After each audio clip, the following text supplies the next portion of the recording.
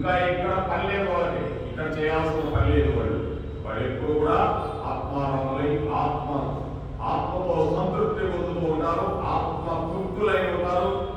ఈ విధంగా వాళ్ళకి కర్మబంధాలు తొలగిపోయినట్టే వాళ్ళకి. ఈ విధంగా సమస్త కర్మల యొక్క సాధనల యొక్క లక్ష్యం ఆత్మ సాక్షాత్కారమే. భగవంతుడు ఏం చెప్పాడు? సమస్త కర్మల, ఏ కర్మ చేసినా కూడా సమస్త కర్మల యొక్క సాధనల యొక్క లక్ష్యం ఆత్మ సాక్షాత్కారమే.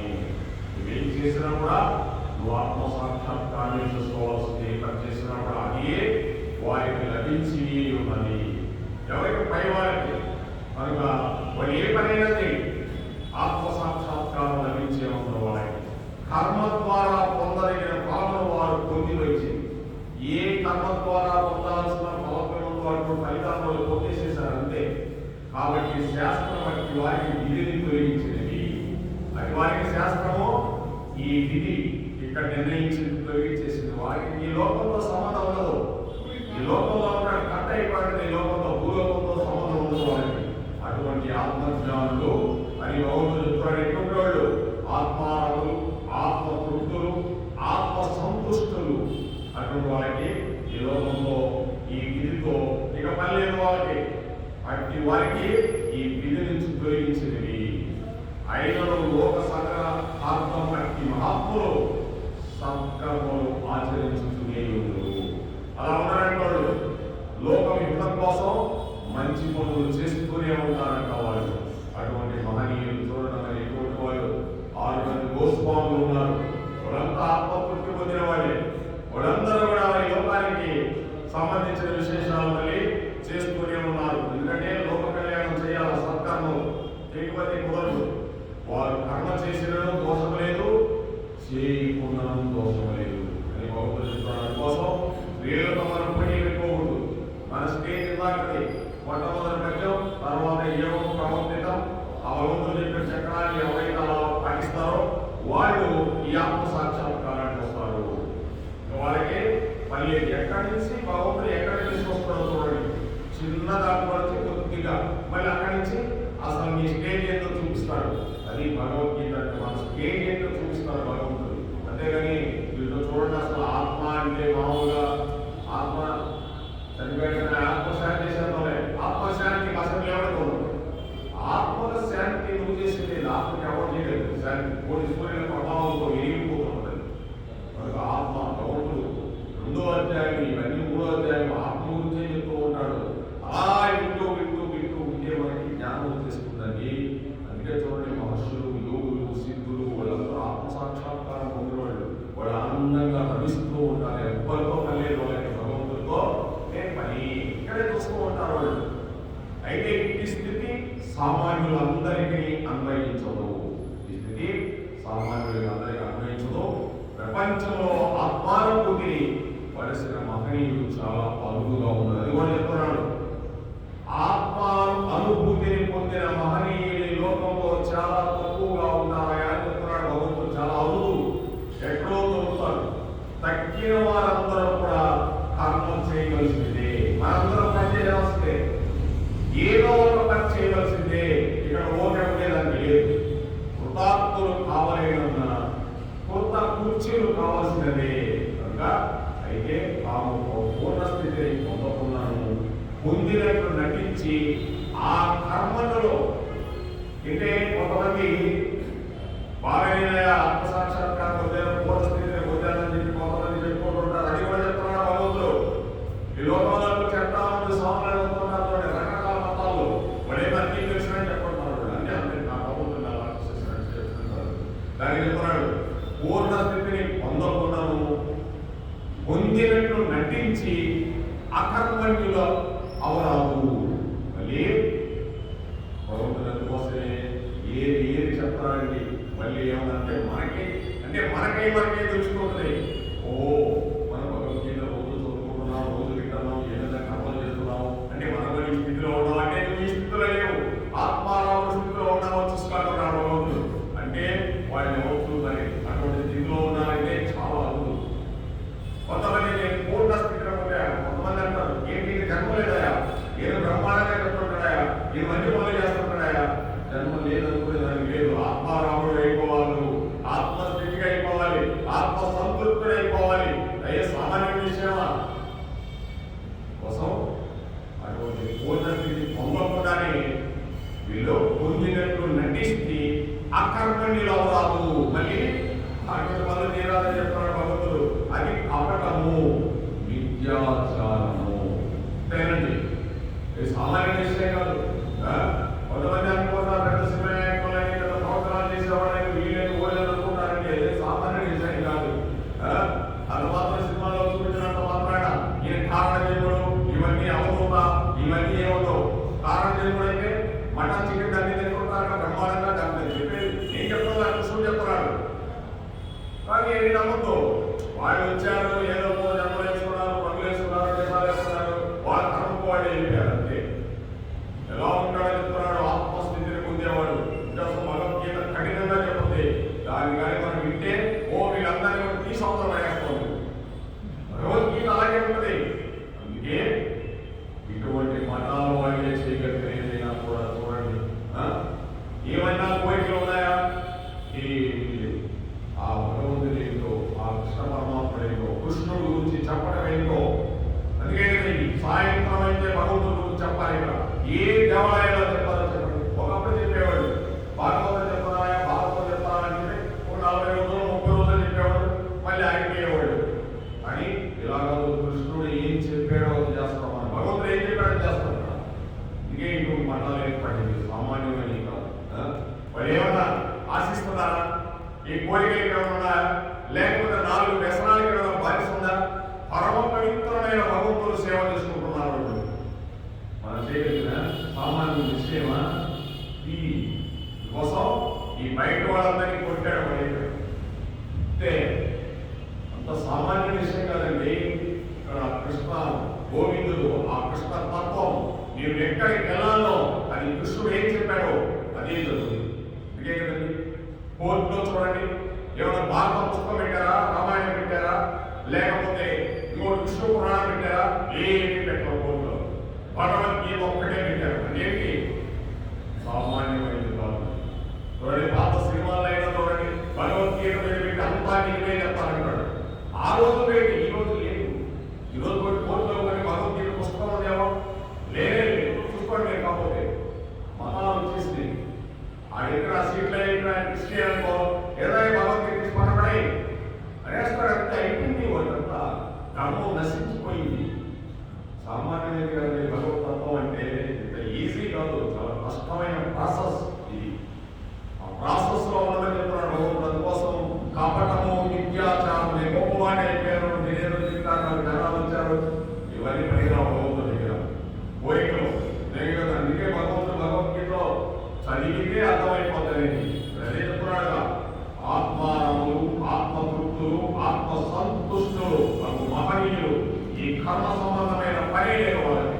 కాకపోతే లోక కళ్యాణార్థం మంచి పనులు చేస్తూ ఉంటారు వాళ్ళకి. ఈ లోక కళ్యాణార్థం మంచి పనులు చేస్తూ ఉంటారు. అందుకే మన మంచి పనులకి మన యుద్ధం చేసాం, పెద్ద యుద్ధం, మన సుదర్శన హోమం చేశాం. ఎందుకు చేశాం? లోక కళ్యాణార్థం. అంతకంటే ఏమన్నాయండి? ఏమన్నా ఏమన్నా మనకే పెట్టారు. అంత బాగా చూడలేదా? ప్రమాణంగా గోశాలలో పెట్టుకున్నాను. ఎక్కడ ఎవరు పెడతారని, ఏ విధంగా యజ్ఞాలు ఏకాదశి రోజులు ఎవరు చేస్తారని చేసిన వాళ్ళు కూడా లేరు. ఏ విధంగా చెప్తున్నాడు భగవంతుడు? అందుకోసంలో ఆ కపటము, విద్యాచారం మార్పు అటువంటి వాళ్ళు నేను కూడా విజయపేరని చెప్తున్నాడు. ఇవన్నీ భగవంతుడు ఒక్కడికి చెప్తున్నాడు. మనం బాగా గుర్తు పెట్టుకోవాలి. ఎవరికి మనం విజయం అవసరం లేదండి. భగవంతుడు ఏం చెప్పాడో భగవద్గీతలో ఆ భగవంతుడు చెప్పింది మనం వింటే చాలు, ఆచరిస్తే చాలు, మొత్తం వెళ్ళిపోతారు, ఎవరో ఉండరు. అలా ఉండదు భగవంతుడు తత్వం. అంటే ప్రపంచంలో ఎప్పుడు ఎక్కువ మంది విషయ ప్రతి, విషయ తృప్తి, విషయ సంతుష్టిలో కాలక్షేపం చేస్తున్నారు. ఇప్పుడు ప్రపంచంలో అందరూ కూడా విషయాన్ని, విషయ తృప్తి, విషయ సంతృష్టి వీటి మీదే ఉన్నారు. అన్నిటి మీద. దాని వలన ఇహములకు పరములకు వారికి లాభించున్నది లేదు. వచ్చిన వారికి ఇహంలో కానీ పరంలో కానీ ఏ లాభము లేదు.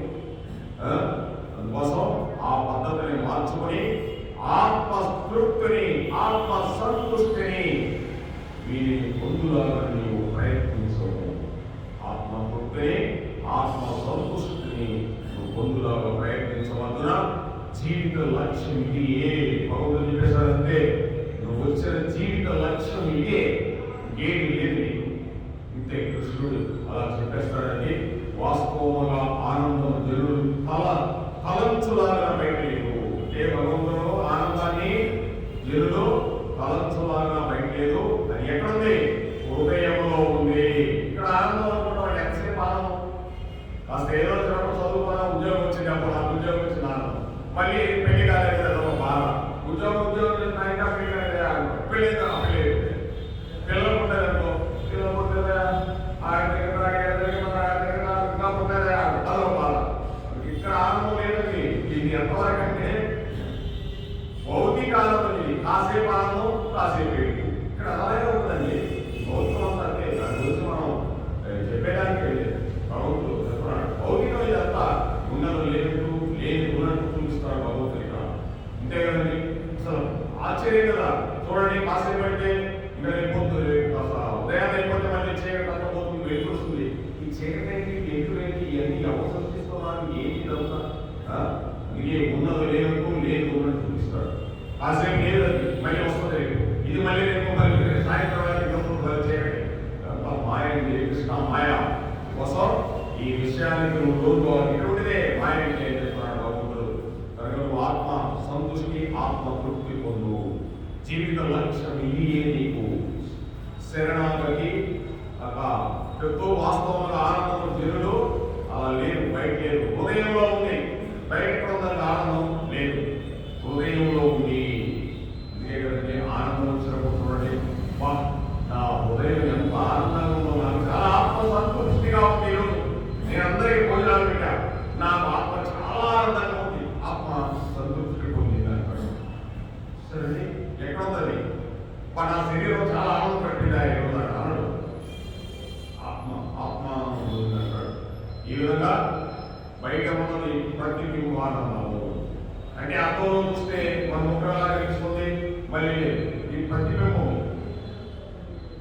ఎక్కడో ఉన్న భగవంతుని యొక్క భూలోకంలో, వైకుంఠ లోకాలు అక్కడ ఉన్న ప్రతిబింబమే ఇక్కడ ఉంది. ఆ యొక్క ఉన్నదే ఈ ప్రతిబింబం. ఇది మాయ, ఇది ఉండదు, వెళ్ళిపోతుంది. శాశ్వతమైన చెప్తున్నాడు. క్షణిక సుఖం ఇది. ఎంతసేపు ఈ సుఖం? కాసేపే తింటాం, నాలుగు పోయిందాన్ని వెళ్ళిపోతా ఉంటుంది. మళ్ళీ నాలుగు తెలుసుకుంటే ఏదైనా అంటే ఇంద్రియాలు ఇవన్నీ కూడా లోన కలిపి శాశ్వత నిరంతరశ్రేయ ఆనందము. లోన కలిగితే నిరంతరశ్రేయ ఆనందము. ఆయనే భగవంతుడు, నిరంతరశ్రేయ ఆనంద స్వరూపుడ కృష్ణ పరమాత్ముడు. ఆయన కృతలవాడు నిరంతరశ్రేయ ఆనంద రూపుడంటే ఆనంద నిలయంలో ఆనందంగా ఉంటాడు భగవంతుడు. అక్కడ పోయాలి మనం చూడండి, ఎప్పుడు అలాగే ఉంటాడు. కనుక విద్యులకు వారు దృశ్య పదార్థములే వ్యక్తి కలిగి, దృశ్య పదార్థాలకి కనిపించే వాటి మీద విద్యులు అనేవాళ్ళు వీటి మీద విరక్తి కలగబడుతున్నాడు. అంటే దృశ్య పదార్థాలంటే ఏదంటే కాదండి, ఏదైతే మనకు అవసరం లేదో అటువంటిది కూడా మనకు కావాలనుకుంటామో వాటి మీద నీకు పెట్టుకుంటాం. అంతేగాని ఏది భగవంతుని అన్ని ఉపయోగించుకున్నాడు, ఏది అవసరమో అది ఉపయోగించుకున్నాడు. అందుకోసం లేకపోయేది తెచ్చుకొని మనం ఉపయోగించుకోకూడదు. అందుకోసం వాటి మీద విరక్తి ఉండాలి. ఎందుకంటే ఈ మాట వెళ్ళామనుకో, 2 కొనాలనుకో, వాడికి 20 కొంటాం, 20 కూడా తీసుకుంటాం, ఇంట్లో పెట్టుకుంటాం. అది పెడతారు, ఇది పెడతారు, అది పెడతారు, అన్ని నిండిపోతాయి. అబ్బాయి ఎన్ని నిండిపోతాయి, అవన్నీ పడేసుకోలేదు. నిరంతర ఆనందం కావాలంటే విరక్తి కావాలి నీకు. కోసం భగవంతుడు చెప్తున్నాడు, అంతర్ముఖులై ఆత్మానందమును కోరుచుందురు. కోసం అంతర్ముఖులై ఉండాలి. బయట ఉండదు, వాక్యం బయట ఉండదు. అంతర్ముఖులై బయట చూడాలంటే కృష్ణ పరమాత్మని అక్కడ చూస్తామంటే అలా చూస్తానే ఏ సింగారం చేశారు పూజారి గారు చూడండి అని. గోల్డ్ కలర్ లో డ్రెస్ చేశాడు చక్కగా. అలా మనసులో పెట్టుకుంటే మరి రామచంద్రుడు ఇలా ఉన్నాడా, ఆ కృష్ణ పరమాత్ముడు ఇలా ఉన్నాడా, కృష్ణ పరమాత్ముడి కింద నుంచి పైదాకా రాముడు ఇలా ఉందా, ఆ ఆంజనేయ స్వామి తల ఉంచుకొని ఏమీ తెలియని వాడా ఇంత ఆనందంగా ఉన్నాడా. అలా మనసులో ఆత్మానందాన్ని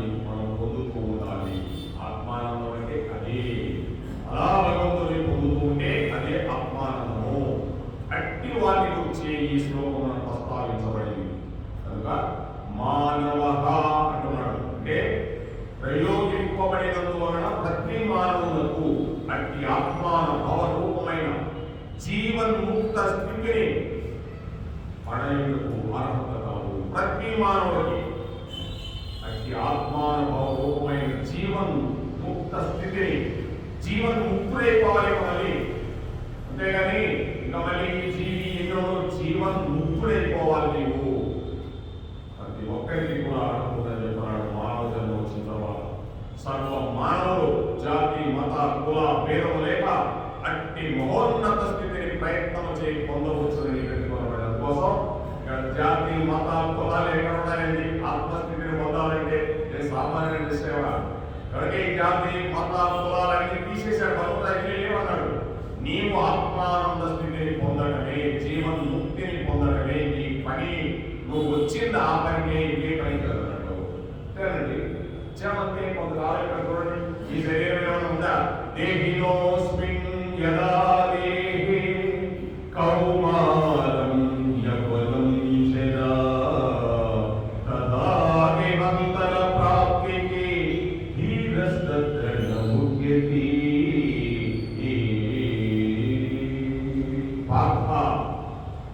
ఈ దేహమందు బాల్యము యవ్వనము కౌమారము ముసలితనము ఎప్పుడు వచ్చునో మరొక దేహంలో పొందులు కూడా అంతే పాత. ఈ గురించి నువ్వు బాధపడుతున్నావు. అంతేగాని బాల్యంలో ఉన్నాం, బాల్యంలో ఉంటావా? ఉండమన్నా ఉన్నావు. నీకు తెలియదు, నువ్వు లేకపోతూనే ఉంటావు. బాల్యం వచ్చేసి మళ్ళీ యవ్వనానికి వచ్చేస్తావు. దాంట్లో కొన్ని రకాలు వచ్చేస్తాయి. నీకు కొన్ని రసత్వరాలు బయట శరీరంలో నీకు తెలియకూడని ఏ బాల్యంలో ఉన్నప్పుడే ఉండొచ్చుగా.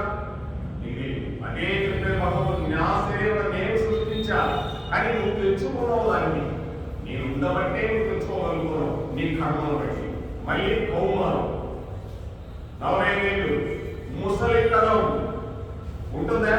ముసలితనంలో బాల్యంలో ఉంది, యవ్వనంలో ఉంది, కౌమారంలో ఒక్కడికి నీకు పరిగెత్తావా? ముసలితనంలో పిల్లవాడు పరిగెత్తావు, పట్టాలు 4 సార్లు పట్టావా? ఒడు పాడి వెళ్ళిపోతాయి. భగవంతుడు ఇచ్చిన వరానికి యవ్వనంలో ఉన్నావు, అటు దూకుతావు, ఇటు దూకుతావు, యవ్వనంలో ఓడ దూకుతావు, 5 దూకుతావు, ఏమైనా చేస్తావు. సైకిల్ మీద పడతావు, నేర్చుకోలేవు. ముసలం ఇచ్చిన నేర్చుకో, పాడి వెళ్ళిపోతాయి. భగవంతుడు ఇచ్చిన అందుకే బాల్యము యవ్వనము ముసలితనము ఆవుకు వెళ్ళిపోతావు. ఇంకొక దేహాన్ని ధరిస్తున్నావు. ఎందుకు నీకు బాధ? చాలా ఆశ్చర్యకరం. భగవంతుడు ఇది అర్థం చేసుకునే కావాలి మానవుడికి. భగవద్గీత అలాగే ఉంటుందండి.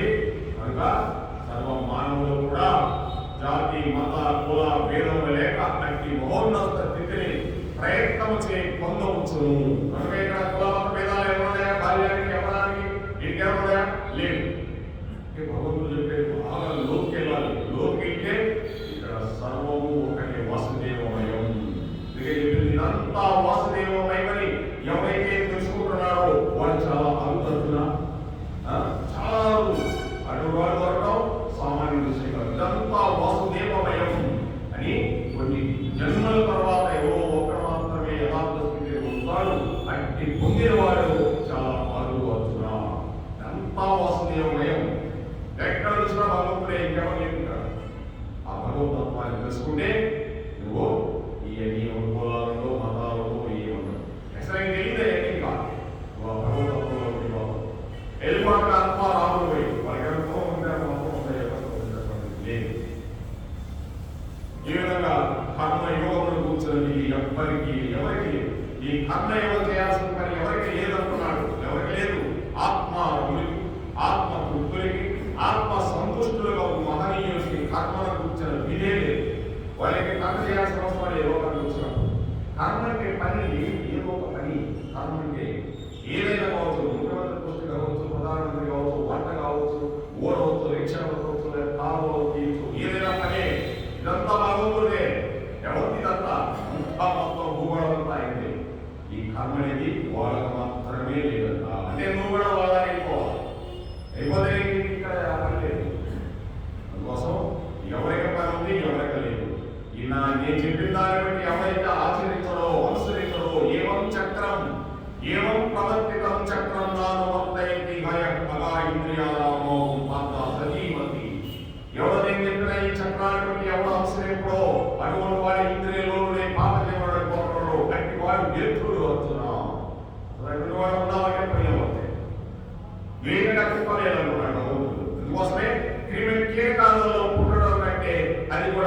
అంటాడు, అయ్యే జన్మ మేలుకున్నాడు. ఎంత చెప్పాడు కీటకాలు కూడా తెలిపోదానికి ఉపయోగపడతాయి. ఈ ఎందుకు పలికినాడు అంటున్నాడు భగవంతుడు. పలుకు పలికినాడు, అప్పుడు పలికినాడు. కనుక నీ ఎక్కువ కదా ఈ విధంగా తయారు కావాలి. అలా కాకుండా నేను చెప్పినట్టు పోతే నువ్వు ఇలా తయారవుతావు. చూడండి భగవంతుడు ఎంత చక్కగా ఒకదాని మీద ఒకటి చెప్తున్నాడు. నేను చెప్పినట్టు చేయగలిగితే నువ్వు ఇలా తయారవుతావు. ఎట్లా ఆత్మారాముడై, ఆత్మస్థితి, ఆత్మ సంతుష్టుడై, ఆనందాన్ని పొంది ఈ లోకాన్ని చెరువు జీవన్ముక్త స్థితుడై నన్ను చేసుకుంటావు. భగవంతుడు ఎంత చక్కగా చెప్తున్నాడు. కనుక అట్టి మహనీయుడికి కర్మ గురించి అనేది అది చెప్తూ భగవంతుడు కూడా చెప్తున్నాడు. నైవ తస్య కృతేనార్థో నా కృతేనేక కచ్చన నచాస్య సర్వభూతేషు కచ్చిదత్తవ్యపాశ్రయః. అట్టి ఆత్మజ్ఞానికి ప్రపంచమున కర్మ చేయుడిచే ప్రయోజనము కానీ చేయకుండిచే దోషము కానీ ఏదీ లేదు. అటువంటి కర్మ చేయుడిచే ప్రయోజనము లేదు, కర్మ చేయకుండిచే దోషము కూడా లేదంట వారికి. అతనికి సమస్త భూతంలో ఉన్న ఎట్టి ప్రయోజనం కొరకైనా ఆశ్రయింపదగినది ఏమీ లేదు. అంటే అతనికి సమస్త భూతంలో ఉన్న ఎట్టి ప్రయోజనం కొరకైనా ఆశ్రయం పనే లేదు అని చెప్తున్నాడు. సమస్త భూతములకు అన్ని జీవరాశుల గురించి చెప్తూ ఎసరగా ఎట్టి ప్రయోజనం కొరకైనా ఆశ్రయించ పని లేదు. అటువంటి వారికి కర్మ చేయనవసరం లేదు, కర్మ చేయకుండా ఉన్నా కూడా దోషము లేదు అని భగవంతుడు ఎంత చక్కగా చెప్తున్నాడంటే అతని యొక్క భగవంతత్వంలో ఉంటాడు. ఎప్పుడు అతనికే పని ఇంకా అయిపోయింది. అతను స్టోరీ భూమితో కట్ట అయిపోయింది. కాబట్టి ఈ కర్మలో ఏం అనుకోవాలి. పైన తెలిపిన జీవన్ముక్తులకు ఆత్మజ్ఞానికి కర్మ చేయగాని చేయకపోవట చేయగాని ప్రయోజనం ఏమీ లేదని చెప్పబడింది. ఇంకా అతను చేసినా చేయకపోయినా అతను ప్రయోజనం లేదు. ఎందుకో భగవంతుడు తెలుసుకున్నాడు. ఇంకేం పని ఇంకా ఆయన భగవంతుడు రమిస్తూ ఉంటాడు. ఎప్పుడు చూసిన ఆత్మ సంతుష్టుడై, ఆత్మారాముడై, ఆత్మ స్థితిగతుడై ఆనందాన్ని పొందుతూ ఉంటాడు. ఎప్పుడు కూడా ఎన్ని తెలియదు ఆ స్టేజ్లో ఉంటాడని చెప్తున్నాడు. కనుక అతను నిరంతరం ఆత్మ ఎందు తృప్తి కలిగి ఇండుట, కర్మ చేయగాని కర్మ త్యాగం చేయగాని కొత్తగా సాధించాల్సిన విషయం ఈ ప్రపంచం అతనికి ఏమీ లేదు. ఇంకా కొత్తగా ఎందుకు సాధించుకోవాలి. ఆత్మస్థితులు అయిపోయిన వారికి ఇక్కడే పని. అందుకోసం భగవంతుడు చెప్తున్నాడు కొత్తగా సృష్టించుకోవడం ఇవన్నీ ఏమవుతుందని చెప్తున్నాడు. అయినను లోక క్షేమము కొరకై అట్టి మానవులలో మీకు సత్కర్మలు ఆచరించుతూనే ఉంటారు అని కూడా చెప్పాడు. మళ్ళీ అంటే భగవంతుడు మళ్ళీ ఏం చెప్తున్నాడు, ఈ విధంగా చేసేవాడు కాదన్నారయ్యా. లోక కళ్యాణం కోసం సత్కర్మలు చేసేవాడు, ఆత్మస్థితి పొందినవాడు కూడా లోక కళ్యాణం కోసం వాడు సత్కర్మలు చేస్తూనే ఉంటారు. అయినా కూడా చెప్తున్నాడు భగవంతుడు. మరి అట్టి ఆత్మనిష్ఠులు ప్రపంచంలో ఏ ప్రయోజనం నిమిత్తమైన ఒకరిని ఆశ్రయించవలసిన పనే లేదు వాడు. అంటే ఆ విధంగా ఆత్మనిష్ఠులు ఉండే ఈ ప్రపంచంలో ఎవరైతే ఉన్నారో వారికి ఏ ప్రయోజనం నిమిత్తం వారికి ఏ ప్రయోజనం ఉండదండి. వారికి అవసరం లేదు. ఇంకా బిల్డింగ్లు పెట్టుకోవాలా, లేకపోతే మా అబ్బాయి బాగుంటుందా, ఇది సంపాదించాలా, నేను ఇక్కడే ఉండాలా, ఇది వాళ్ళకి ఏమవుతుంది. ఆత్మలో రమిస్తూ ఉన్నప్పుడు దేహంతో ఇది సంబంధం ఉండదు వారికి. అందుకోసం వాళ్ళకి ఆశ్రయించవలసిన పని లేదు. దేన్ని కూడా వాడు ఆశ్రయించాల్సిన ఏ ప్రయోజనం కోసం ఆశ్రయించాల్సిన ప్రయోజనం లేదు. మనమైతే ఆశ్రయించాలి ఏదో ప్రయోజనం కోసం. ఉద్యోగం చేయాలా, సంసారం, ఇల్లు, వాకిలి అన్ని గడుపుకోవాలా, ఏదైనా ఉంటే 4 గంటలకి ఆవు సరే. ఈ విధంగా మనకు ఆ ప్రయోజనం, మనకు ఆత్మనిష్ఠులు కావాలి, ఆత్మనిష్ఠులు కావాలి. సామాన్య విషయం కాదు ఇది. అధిక పాపం అందరూ కూడా ఆత్మనిష్ఠుల కోసం ఇలా వచ్చి ఇక్కడ ఆత్మ సంతృష్టి కోసం పడుతున్నారు. ఆ స్టేజ్ పోవాలంటే ఏ స్టేజ్ పోవాలంటే ఈ సంసారం, ఎన్ని ఇల్లు, వాకి సరే. ఈ విధంగా చెప్తున్నాడు. అన్ని ప్రయోజనములు దేని వలన సిద్ధించుతున్నావో అన్ని ప్రయోజనములకు కూడా ఈ మూలస్థానం హెడ్ క్వార్టర్ ఏదైతే అట్టి ఆత్మను వారు కైవసం చేసుకుని ఉన్నారో అది కోసం అది హెడ్ క్వార్టర్. అది హెడ్ క్వార్టర్ అంటే ఇదే పెద్దది. ఇప్పుడు జిల్లా ఉంది head quarter, Guntur head quarter. ఇక్కడ ఉంటారు మొత్తం చేస్తున్నారు. డిఎంలు ఆఫీసర్స్ అందరి హెడ్ క్వార్టర్ ఇక్కడ ఉంటారు. తర్వాత నెలలకి సబ్బలి సబ్ కలెక్టర్ ఆఫీసులు అవన్నీ కనుక ఇవన్నీ కూడా వీళ్ళు హెడ్ వచ్చేసారు. వీళ్ళు కదండి కలెక్టర్ గారు అంటే ఈ జిల్లాలో ఎవరైనా కూడా మొట్టమొదటి వ్యక్తి ఎవరు శాసనసభ ఏదైనా కూడా అటెండ్ కాదు తప్పకుండా చేయించదు. జట్టు పెట్టి కూడా వచ్చేసి వెంటనే అక్కడికక్కడే సరే దానికి చెప్తున్నాడు. ఇంకా అటువంటి కైవసానికి పొందినాడు కోసం వాళ్ళకి పని లేదు. వాళ్ళు దేని గురించి ఆలోచన చేస్తారు అవసరం లేదు. వాళ్ళు ఆత్మస్థితికి వచ్చారంటే ఏంటి ప్రభుత్వాన్ని భగవంతుడితో నడుస్తూ ఉంటారు ఎలా వేళ కోసమే అన్యాయం అనుసరించి సమస్త ప్రాపంచిక ప్రయోజనములను ఆత్మ ప్రాప్తి యందు అంతర్భూతములై ఉన్నవి. అందువల్ల ఈ యొక్క సమస్త ప్రాపంచిక ప్రయోజనాలు కూడా ఆత్మ ప్రాప్తి యందు అంతర్భూతములై ఉన్నవి. అంటే ఈ సమస్త ప్రయోజనాలు ఇక్కడ ఉండేవి, ఈ లోకంలో ఉండేవి ఆత్మలోనే అన్ని కూడా దాక్కున్నాయని చెప్తున్నాడు. అంటే ఎంత కదండి ఆత్మ ఏంటి? ఎక్కడ చూసినా ఆలోచించబడిన ఆత్మ భగవంతుడు. మరి ఆయనలోనే ఉన్నాం కదా. ఎక్కడున్నాం మనం? భగవంతుడిలో ఉన్నాం. అంటే ఇప్పుడేంటే సపరేట్గా ఉన్నారా? లేదు. ఈ గోళ కూడా భగవంతుడిలో ఉంది. అంతా అందుకే భగవంతుడు కూడా చెప్తున్నాడుగా ఈ గోళాలన్నీ కూడా నేను ఒక సక్రమంలో చుట్టూ ఉన్నాను అంటున్నా. ఒకదానికి తగులుకోకుండా అంటున్నా. దారులో పూసలన్నీ ఎలా నిశ్చితంగా ఉన్నాయో అలా వీటన్నింటినీ సక్రమంగా తిప్పుతున్నా. అంటే నా మెడలో వేసుకుని తిప్పుతున్నానండి గోళాలన్నీ. ఎక్కడ భగవంతుడిలో ఉన్నాము చెప్పున్నాడండి. పూసలన్నీ దారంలో ఎలా ఉన్నాయో దారం తెగిపోతే పూసలన్నీ ఎటువంటి చల్లారిపోతాయి, ఒకదాని ఒకటి కొనుక్కున్నాయి. అనుకోండి సక్రమమైన మార్గంలో తిప్పేది కూడా నేనే అంటున్నాను. అంటే ఇన్ని గోళాలు చూడండి మనకి లెక్కలేదు. దానికోసం భగవంతుడు చెప్తున్నాడు. కనుక అట్టి వారికి ఏం చేయవలసిన పనే లేదు. వారికి ఇంకేం పని లేదు. వాళ్ళు చేయాల్సింది ఒకరికి లొంగవలసిన పని కానీ ఒకరిని ఆశ్రయించవలసిన పని కానీ ఏ అవసరమూ ఉండదండి. ఇక ఆఫీసుకి పోతే ఆఫీసుకి వెళ్తాడు. ఆడు ఏమంటాడు? ఆయన బాబాయ్ పై సరిగ్గా రాసడం లేదు. చాలా రకాలుగా ఉంటాయి. మరి ఇంకొక వ్యాపారం కానీ ఏదైనా కానీ ఒక డాక్టర్ ఏదైనా కూడా ఒకరికి లొంగవలసిన పని లొంగవలసిందని కాదు, వాళ్ళ దగ్గర పని చేయాల్సిన పని లేదు. ఒకరిని ఆశ్రయించవలసిన అవసరం కూడా లేదు. అంటే భగవంతుని ఆశ్రయించేసావు భగవతత్వాన్ని. ఇంకా నీకేం పని కాదు, ఈ పని లేదు. నీ భగవంతుడు ఎంతో ఒప్పాడించి దీన్ని అర్థం చేసుకునేది మనకి ఉండాలి. అంటే మనం ఏం చేయాలి? ఆత్మ సంతృష్టుడైపోవాలి భగవంతుడి గురించి. అంతేగాని భగవంతుడు ఎదురుగా ఉంటే భగవంతుడు ఉన్నాడు కాబట్టి ఉన్నాడు, ప్రయోజనం ఏముంది? ఆయన అక్కడే ఉంటాడు, నేను ఇక్కడే ఉంటాను. నీలో ఉన్నాడు భగవంతుడు తెలుసుకోవాలి. అందుకే కదా ఈ బయట ఉండేదంతా ఒక విషయ వాంఛనలు. దీంట్లో కనిపించింది నువ్వు లోనికి వెళ్ళాలి, ఇంటర్నెట్కి వెళ్ళాలి. లోనికి వెళ్తే కనిపిస్తుందండి, బయట వెళ్తే కనిపిస్తుంది. లోనికి వెళ్ళాలి, ఇంటర్నెట్ కనెక్షన్ కొడితే కంప్యూటర్లో ఇంటర్నెట్ ఎక్కడెక్కడ పడుతుంది దాంట్లో. అలా ఇక్కడ ఉంది లోన్ ఉంది, ఇక్కడ బయటే ఉంది, బయటే లేదు. ఆ బయట ఉండేదే లోన్ ఉంది, ఈ లోన్ ఉండేదే బయట ఉంది. అందుకోసం నువ్వు లోనే చూసుకో, బయట కాదు. ఈ జగత్తంతా ఇక్కడే ఉందండి. ఈ వీటి భగవంతుడు అక్కడ ఏముందో ఇక్కడ అదే ఉంది. అందుకోసం భగవంతుడు వాళ్ళకి ఎవరిని ఆశ్రయించవలసిన అవసరం కూడా అసలు లేదంటున్నా. కూర్చుని ఎందుకు అంటున్నాడు భగవంతుడు అంటే ఈ కర్మ సంబంధమైన విధి లేకుండా ఆత్మనిష్ఠునికి ఒకటికే కానీ తగ్గిన వారికి కాదు. ఇది కర్మ సంబంధమైన విధి అంటే మనం చేయాల్సిన పని.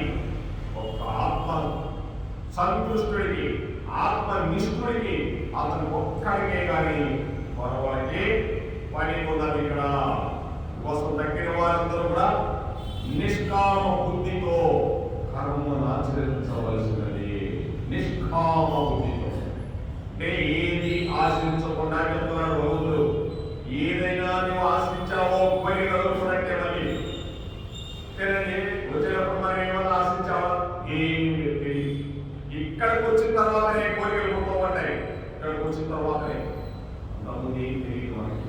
నిష్కామ బుద్ధితో కర్మను ఆచరించవలసిందే. ఏది నీకు అంటుకుండా ఉండాలంటే నిష్కామ బుద్ధి.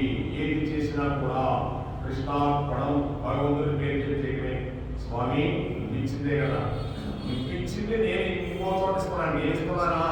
నువ్వు ఇచ్చిందే ఈ చెయ్యి అలా మారుతుందంటే అంతకంటే ఈ భూమి ఉంది, ఈ భూమి నువ్వు ఇచ్చిందే ఈ రోజు నాకు ఇచ్చావు, రేపు ఆయన ఇచ్చేస్తున్నా. నా ఇదే నేను తెచ్చుకున్నానా? భూమి ఏమన్నా నేనేమన్నా తీసుకున్నానా?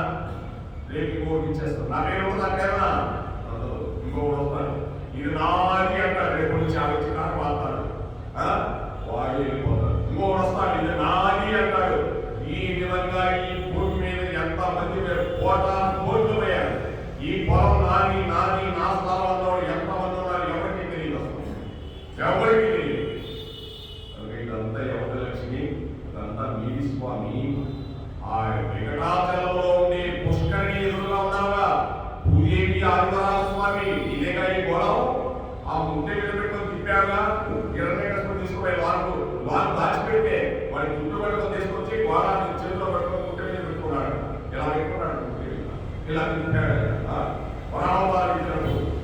అదే నీదే స్వామి కోసం మన కాదండి, ఇదంతా భగవంతుడి, ఇదంతా భగవంతుడే, మనకి సంబంధం లేదు. నా ఈ శరీరం ఇది నాది కాదు, ఈ శరీరం వెళ్ళిపోయినప్పుడు దీన్ని ప్రక్షాళన చేయాలన్నా కూడా భగవంతుడు భూమి మీద పెట్టాల్సిందే. దాని మీద పెట్టేది ప్రక్షాళన అయిపోతుంది, ఇంకా దేని మీద పెట్టినా కూడా ప్రక్షాళన కాదు. సో భగవంతుడు ఎంత ఆనందాన్ని ఇచ్చాడో మనకి అన్నీ భగవంతుడే అండి, భగవంతుడికి సంబంధించిందే. ఇదంతా నాది అనుకున్నామంటే ఇక్కడ కర్మ అనుకున్నట్టు. అందుకే చెప్తున్నాడు, తప్పక తక్కిన వారందరూ కూడా నిష్కామ కర్మ బుద్ధితో కర్మను ఆచరించవలసిందే. అర్జున ఘంటాపదంగా చెప్పాడు కృష్ణ పరమాత్ముడు, మామూలుగా చెప్పడు. అందుకోసం నాది అనుకున్నామంటే నీకు తగులుకున్న భాష. ఏదో కొన్ని రోజులు ఉన్నాను గోవిందా, ఇచ్చావు ఈ ఇల్లు, ఎవరిని అడిగినా కూడా ఇల్లు నీదంటే అదేనండి అక్కడే కట్టారండి, నాది కాదండి. స్వామి వారు ఇచ్చాడు కృష్ణ పరమాత్ముడు, వరాస్వామి. కొన్ని రోజులు ఉన్నా అన్నాడు, అద్దె కట్టుకున్నా మళ్ళీ వెళ్ళిపోతాం. నాకు కాదు స్వామి అన్నావుకో, వీడు భలే తెలుసుకున్నావా, వీడి కాదనుకున్నాడు నిజమే, పాపం మంచివాడు అనుకుంటాడు. నిజమేనండి, మందా దేవుడా అది కాదు. కొన్ని రోజులు కావాలంటే వెళ్ళిపోతాం. నా దగ్గర నేను ఉంచాలిగా, నేను వెళ్ళిపోయిన తర్వాత మా ఇంట్లో వాళ్ళు అయ్యా ఆయన ఇచ్చాడు మా ఆయన ఇంట్లో ఉంచుకోవాలంటారా? పొంచరు తీసుకొని ఆ పడవే అంటాడు. 4 రోజులు ఎవరైనా రాకపోతే అన్ని కానించి ఆ మార్చి వేయ పడే అంటాడు, తర్వాత తీసుకోమంటాడు. ఇంటి దగ్గర కూడా పెట్టుకో 4 రోజులైతే. ఎంత కష్టపడి సంపాదించి ఇదంతా కట్టి వ్యవహారం చేసి ఇంత చేస్తే 2 రోజులు వచ్చేదానికి కూడా ఉంచడం లేదంటే ఏంటి? ఆత్మారావు వెళ్ళిపోయాడు. నీ ఉండేది ఇక్కడ ఒక మట్టి మాత్రమే, ఈ మట్టి తీసుకోపోయి మట్టిలో కలపాల్సిందే, ఇంకా దేంట్లో కలిపేదానికి లేదు. అందుకే గాలిలో కలిసిపోద్ది, మట్టిలో కలిసిపోద్ది, నీరు కలిసిపోద్ది, వాయువులో కలిసిపోద్ది, అగ్నిలో కలిసిపోద్ది, ఆకాశంలో కలిసిపోతుంది. ఆకాశం అంటే ఆత్మ, అది కూడా ఎటైపోతుంది. కోసం ఈ 4 వేల స్వామి తెలుసుకున్న రోజు నిష్కామ బుద్ధితో అప్పుడు కర్మ ఆచరిస్తావు. అది భగవంతుడు చెప్పిన కోసం నిష్కామ కర్మ ఆచరించవలసిందే.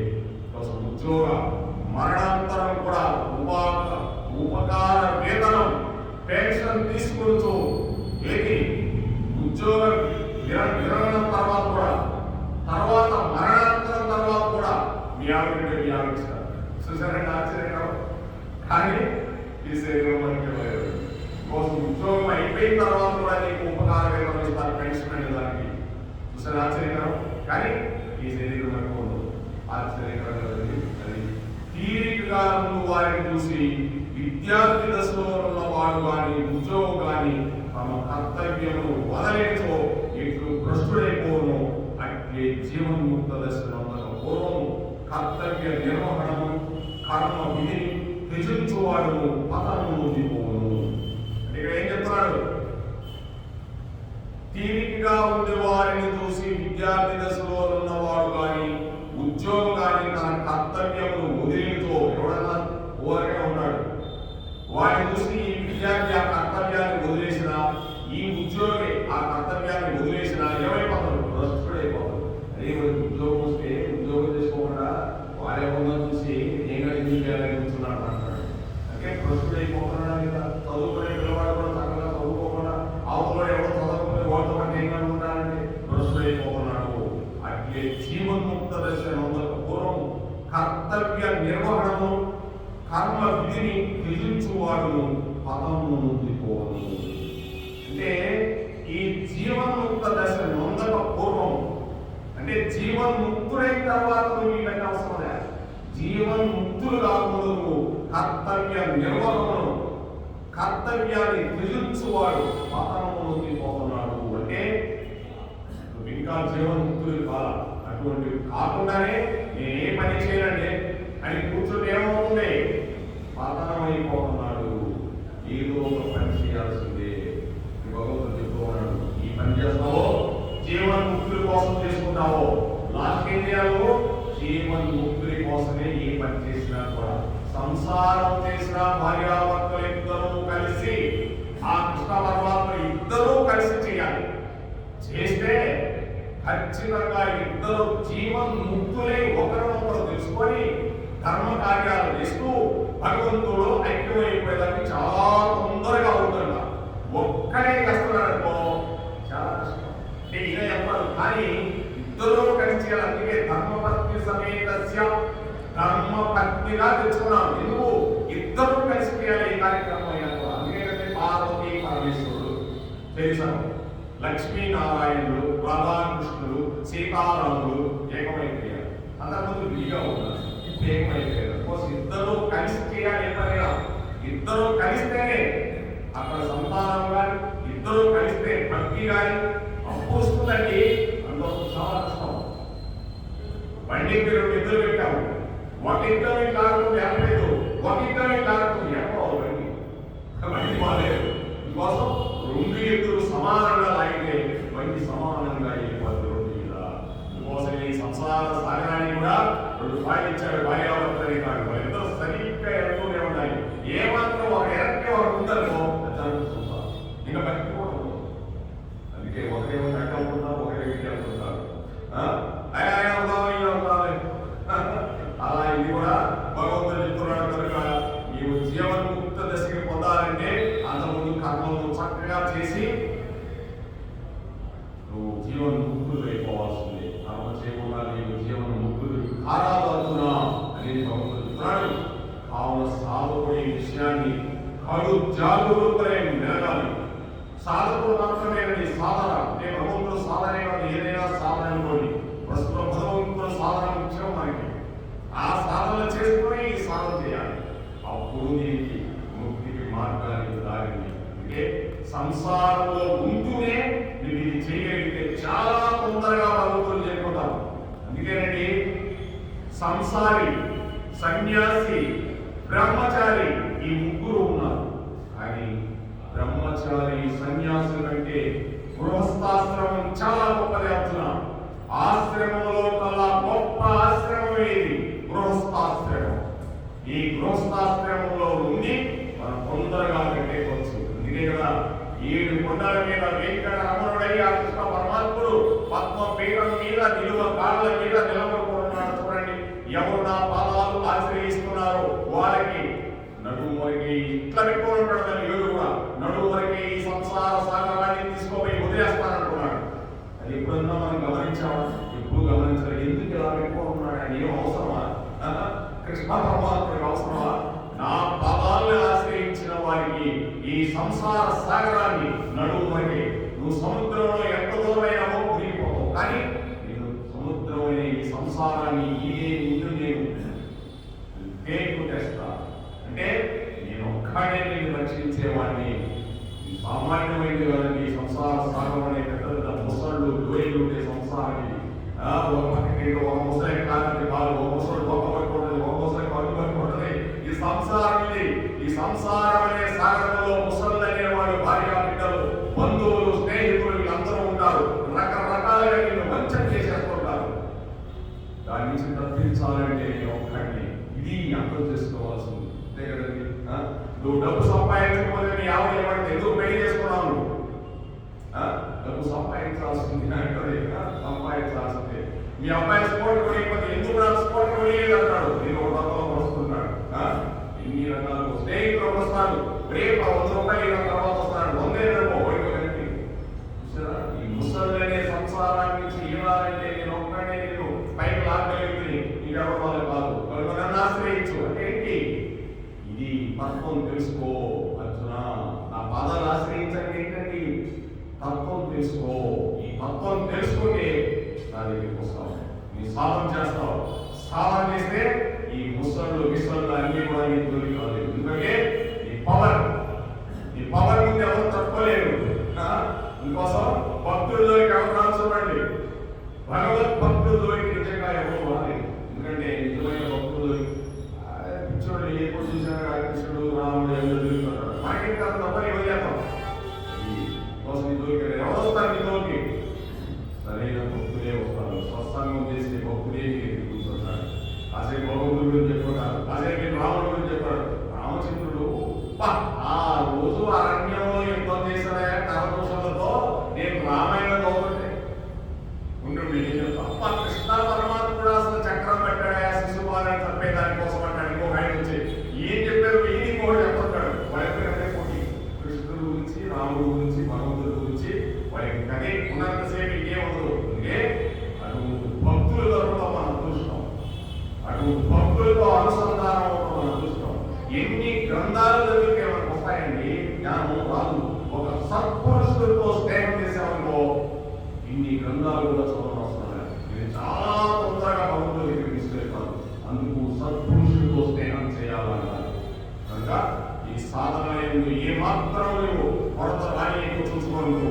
ఈ సాధనలో ఏమాత్రం కొరత ఏమనుకోదని చెప్తారు. కడు జాగరూకులై ఉండాలి. సాధన అంటే సామాన్యమైనది కదండి. ఎంతమందో మనుషులు, యోగులు, సిద్ధులు భగవంతుని సాధన చేస్తూనే ఉన్నారు. అంతేకాదు ఎంతో మంది కూడా పడిపోయిన ఉన్నారు. ఈ పూర్వకంలో సాధన అంటే సామాన్య విషయం కాదు. భగవతత్వాన్ని చదువుకోవాలంటే భగవంతుని మీద ప్రేమ, ఆ ప్రేమ లోతు తెలుసుకోవాలి. భగవతత్వం అలా తెలుసుకోవాలంటే భగవంతుడు ఏం చెప్పాడో అది ఒక్కటే తెలుసుకోవాలి. చూడండి, సాధన అంటే ఎంతో ఆత్మరాలు, ఆత్మ సంతృప్తి, ఆత్మ నిష్ఠుడంటే ఎంత చెప్తున్నాడో కృష్ణ పరమాత్ముడే. సామాన్య విషయం ఇదేమన్నా ఊరికే వచ్చేదా? ఎక్కడైనా అమెరికా షాపులో కొనుక్కుంటే వచ్చేదా? కాదు.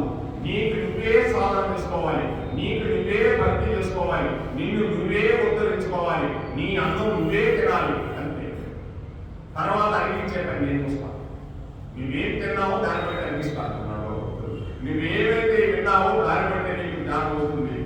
ఏదైనా కూడా నువ్వే సాధించుకోవాలన్నా నాకు సంబంధం లేదు. అంటే ఉద్ధరణాత్మనే ఉద్ధరణే, నిన్ను నీవే ఉద్ధరించుకోవాలి. ఒకరోజు ఎప్పుడో ఉద్ధరించలేని ఒకటే గుర్తుపెట్టుకోవాలని. అంతేగాని భగవంతుని మీద ఏ భారం వేయకూడదు.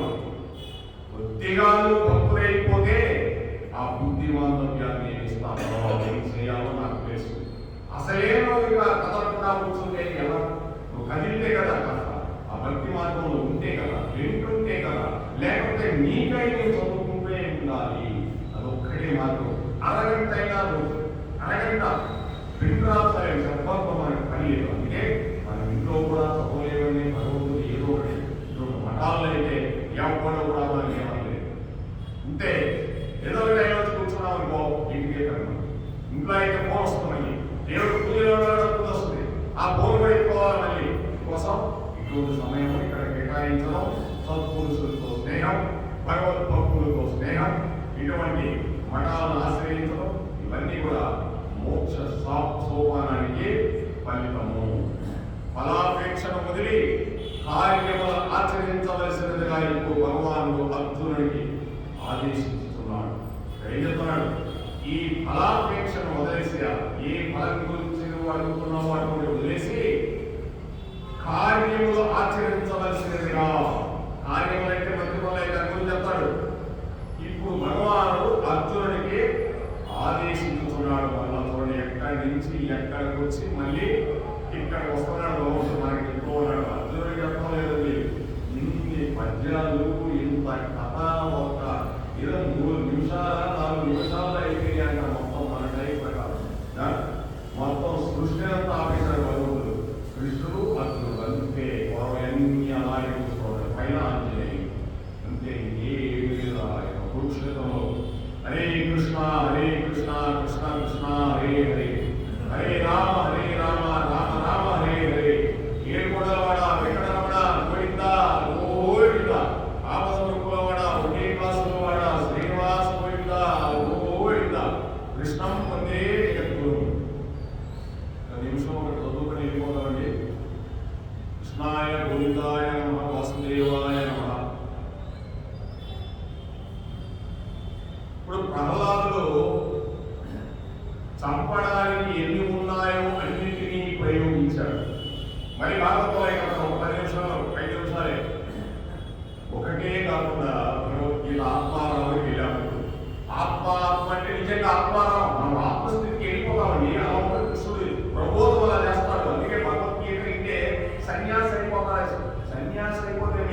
సన్యాసి అయిపోతే చెప్తారులే. భగవద్గీతని ఎవడు సన్యాసి గాడు, ఎవడు సన్యాసి గాడు. భగవద్గీత విన్నవాడు తన కర్తవ్యం ఏంటో తెలుసుకుంటాడు. రేపు నుంచి నా పని ఏంటో నేను చేస్తానంటాడు. అది భగవద్గీత. ఏం చేస్తున్నాడు కృష్ణ పరమాత్ముడు? నీ పని నువ్వు చేయమంటున్నాడు. ఎక్కడన్నా చేయగలుగుతున్నాడు, ఎక్కడ చేయగలుగుతున్నాడు. అంతేకాదు నిష్కామ కర్మతో చేయమంటున్నాడు. ఏది ఆశించకుండా చేయంటున్నాడు. అందుకే మన పెద్దలు ఏది ఆశించేవాడు కాదు. తన పని తను చేసుకోబోతు, తన పొలం తను చేసుకుంటూ పోతుండేవాడు. ఇంత అన్నం దొరుకుతూ ఉండేది. పక్షులకి వాటికి అన్నిటికీ వేసేవాడండి. వాటికి పోటీ పొలం మీద పోతే పొలం పని చేసిన వాడికి, పొలం చూసిన వాడికి అర్థమైపోతుంది. బాగా ఇద్దరుండేది, మనిషి ఉండేది ఆ రోజులో పోయి. ఇంత పోయి కాదండి, మనిషి ఉండేది.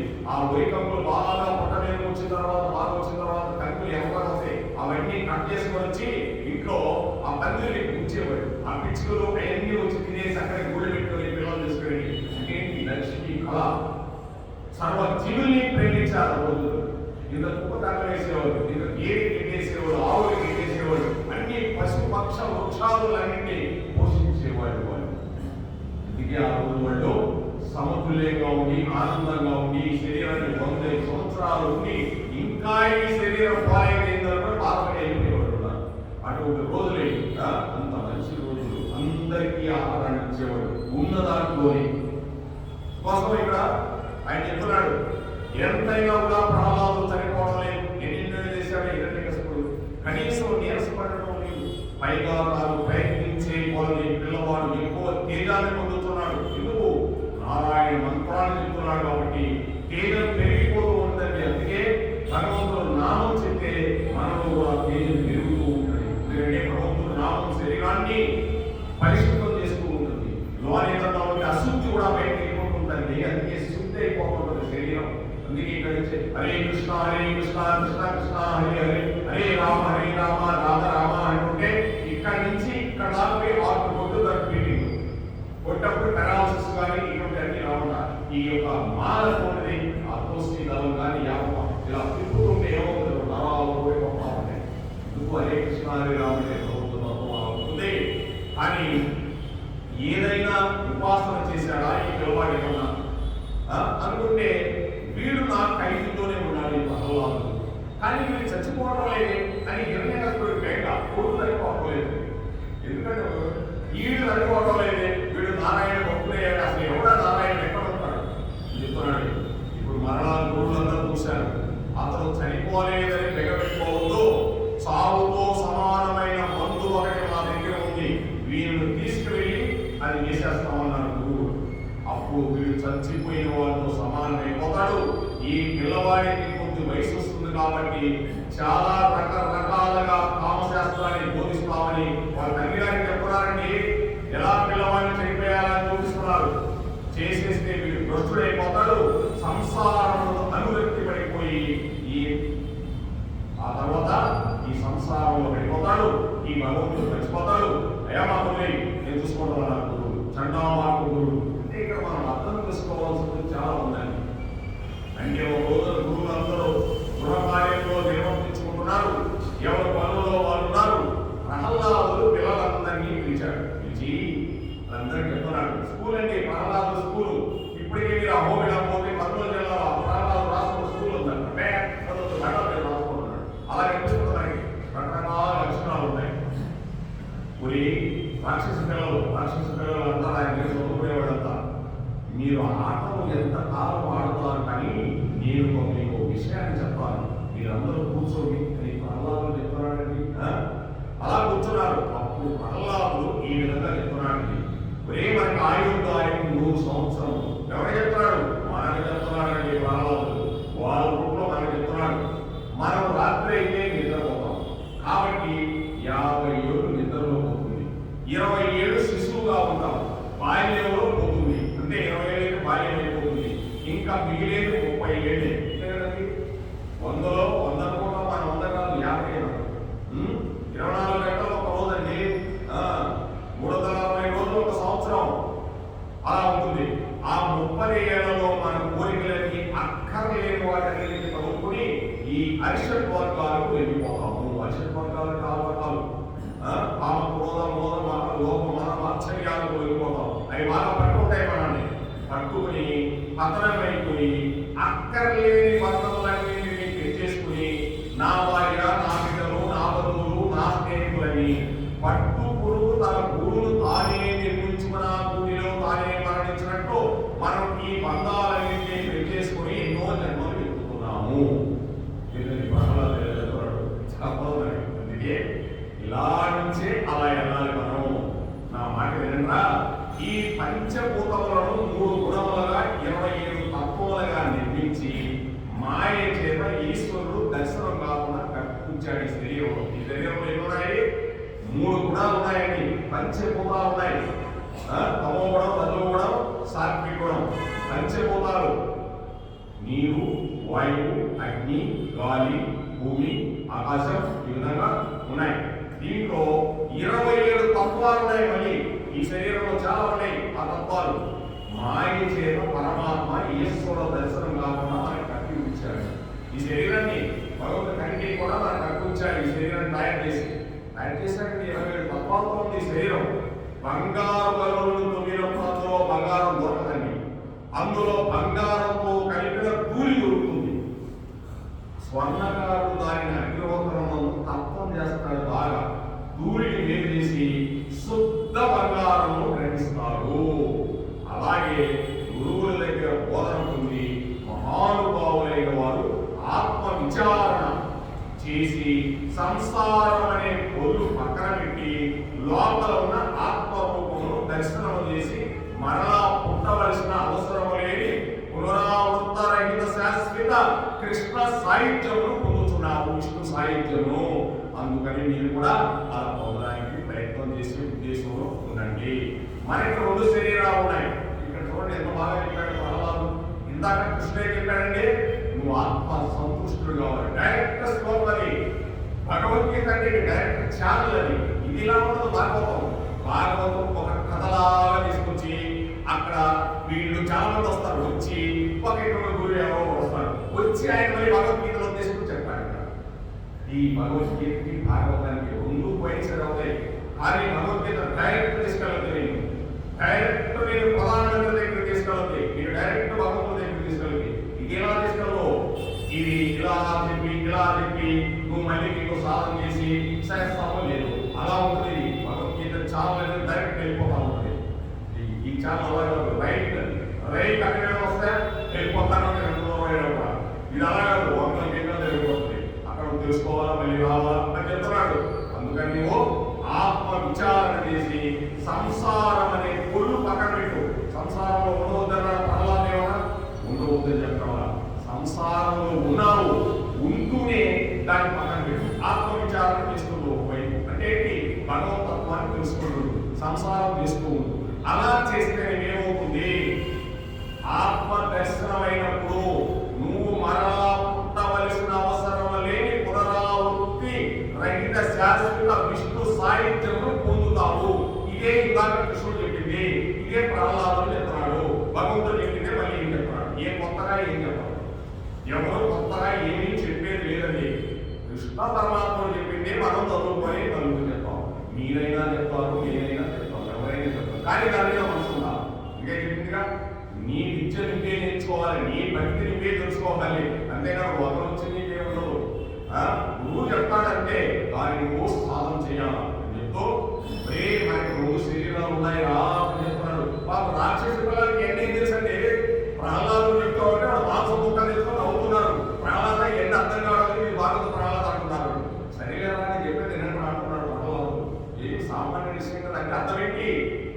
ఇప్పుడు నేను చేసే పని ఏంటి? ఇక్కడ వ్యసనాలు, మద్యపానము, మాంసాహారము, బయట వ్యవహారము, సోదము, ఈ 4 ఉండగా నీ భగవతత్వం ఎక్కడంటే ఎక్కువగా ఎక్కదు. కానీ చెప్తూ ఉండాలి గురువు. చెప్తూ ఉంటే వాడు ఒక రోజు నవ్వుతూ ఇది బాగలేదా, ఇది బాగుందా అంటాడు. చెప్పకపోతే అది దాంట్లోనే ఉంటాడు. ఎవరైనా అంటే ఇంట్లో వాళ్ళైనా ఇంట్లో లేదంటే నిన్ను చూసి వాళ్ళు మాట్లాడతారు. వేరైనంత ముందు ఇంటి ఉండేది ఏదో ఉండేది ఏం అనేసాడు, ఆయన గౌరీ మనం పోతున్నాడు, చక్కగా భగవద్గీత భాగవతం వింటున్నాడు, చక్కగా ఆయన మంచి మంచి పనులు చేసుకుంటున్నాడు. మనం కూడా అలా చేయగలిగితే ఎలా ఉంటుందని ఎప్పుడన్నా వస్తుందో రాదు మనకు తెలియదు. ఆయన కూర్చోలే, ఆయన ఏదో పోతున్నాడు, ఆయన ఉప్పు కారం ఉల్లిపాయ మన ఇంటి దగ్గర ఉండాలా అని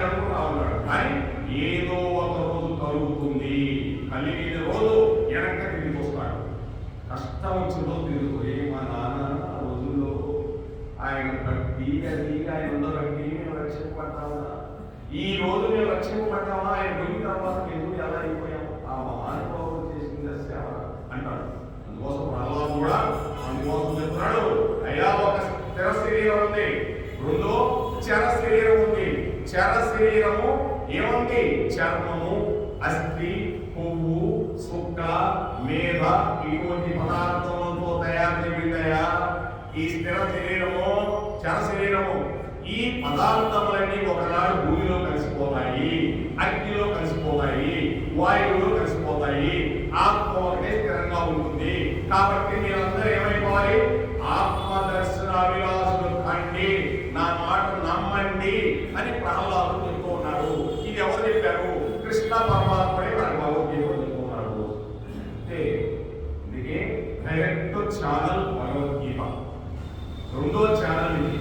ఇది దేవుడు వస్తారు, భక్తులు వస్తారు, ప్రజలు వస్తారు, జంతువులు వస్తాయి, చాలా వస్తాయి. భాగవతంలో కథగా తీసుకెళ్తారు దాన్ని. ఇది అలా కాదు, డైరెక్ట్ వెళ్ళిపోతుంది. హరే కృష్ణ హరే కృష్ణ కృష్ణ కృష్ణ హరే హరే, హరే రామ హరే రామ రామ రామ హరే హరే. ఏకుడవాడ వెంకటరమణ గోవింద గోవింద. రాధే రాధే రాధే రాధే రాధే కృష్ణ గోవింద రాధే రాధే కృష్ణ గోపాల రాధే గోవింద